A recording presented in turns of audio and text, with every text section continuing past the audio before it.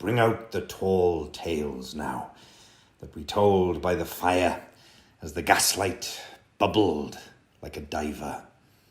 Ghosts wooed like owls in the long nights when I dared not look over my shoulder. Animals lurked in the cubby hole under the stairs, and the gas meter ticked.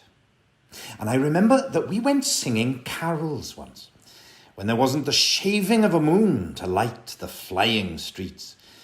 At the end of a long road was a drive that led to a large house, and we stumbled up the darkness of the drive that night, each one of us afraid, each one holding a stone in his hand in case, and all of us too brave to say a word.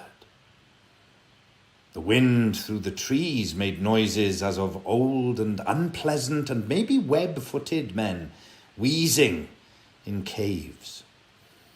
We reached the black bulk of the house. What shall we give them? Hark the herald? No, Jack said. Good King Wenceslas. I'll count 3. 1, 2, 3. And we began to sing, our voices high and seemingly distant in the snow-felted darkness round the house that was occupied by nobody we knew. We stood close together near the dark door. Good King Wenceslas looked out on the feast of Stephen. And then a small, dry voice, like the voice of someone who has not spoken for a long time, joined our singing. A small, dry eggshell voice from the other side of the door. A small, dry voice through the keyhole. And when we stopped running, we were back outside our house. Oh, the front room was lovely. Balloons floated under the hot water bottle gulping gas. Everything was good again and shone over the town. Perhaps it was a ghost, Jim said. Perhaps it was trolls, Dan said, who was always reading. Let's go in and see if there's any jelly left, Jack said. And we did that. Always on Christmas night, there was music. An uncle played the fiddle, a cousin sang Cherry Ripe, and another uncle sang Drake's Drum. It was very warm in the little house.